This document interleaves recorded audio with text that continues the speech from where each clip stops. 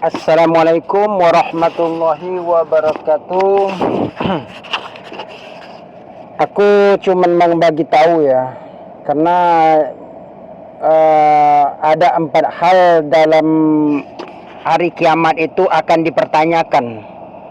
Ada 4 hal dalam hari kiamat. Karena gini ya, kalau tidak kita bersedekah dengan suara atau memberi masukan ilmuwan tentang suara, otomatis syafaat yang ada di pada diriku tidak bisa berbagi gitu. Jadi syafaat itu yang tak bisa berbagi itu terutama ada 4 hal. Karena gini ya, yang tidak bisa diprediksi itu adalah sakit dan kematian. Kalau masalah miskin dan kaya, hidup susah dan senang, itu pasti ada bisikan atau ada rasio dari akal kita untuk mengatasinya, atau untuk musim yang datang pada kita. Musim kemiskinan, musim kebingungan, musim kesusahan gitu. Itu bisa kita atasi. Tetapi yang tidak terduga itu jatuhnya sakit.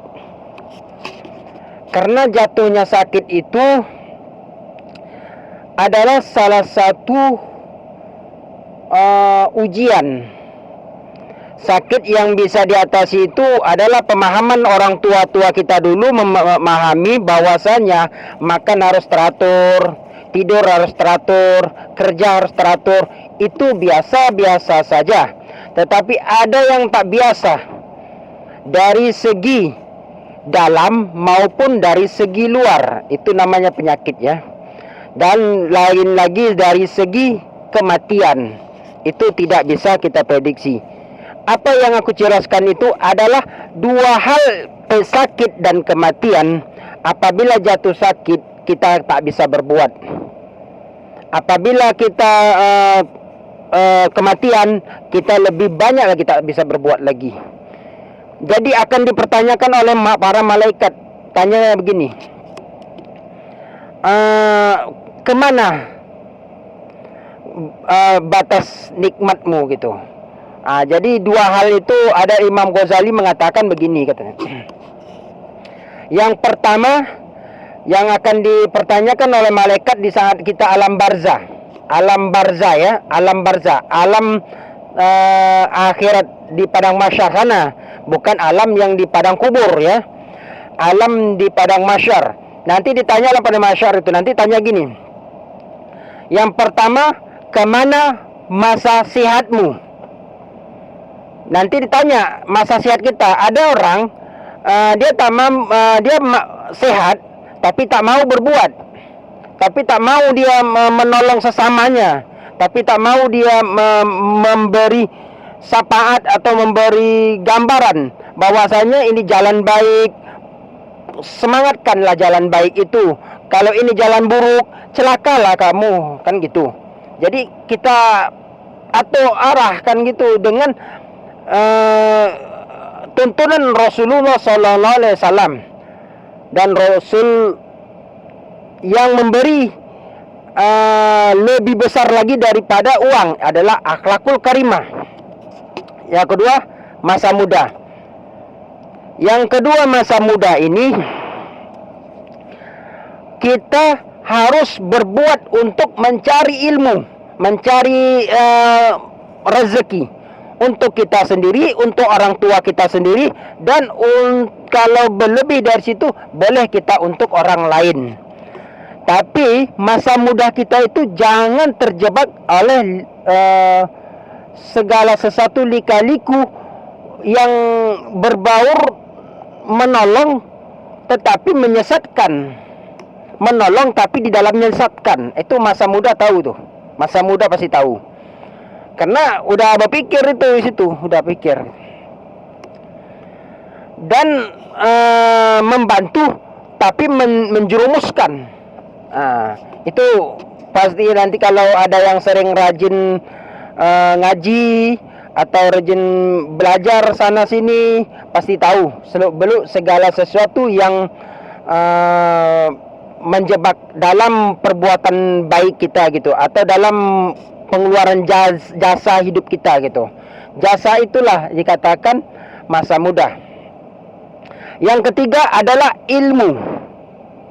Yang ketiga adalah ilmu. Ilmu ini gunakanlah untuk memudahkan yang dari zaman peradaban yang tak mampu sampai sekarang yang menjadi alat modern. Bisnis amal ilmu. Bisnis amal tahu kan? Bisnis amal itu seperti tempat pernaungan orang yang lagi membutuhkan di dalam kebaikan, tapi jangan lagi membutuhkan dalam keburukan.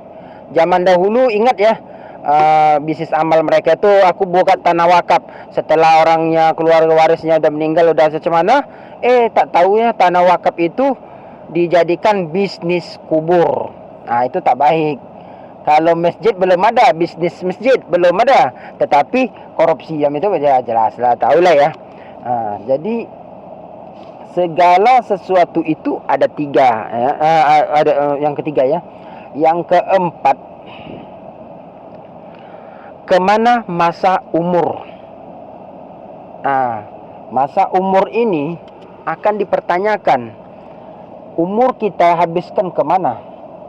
Kalau umur kita habiskan untuk hidup, sekedar hidup, ya samalah saja kita tidak ada berbuat.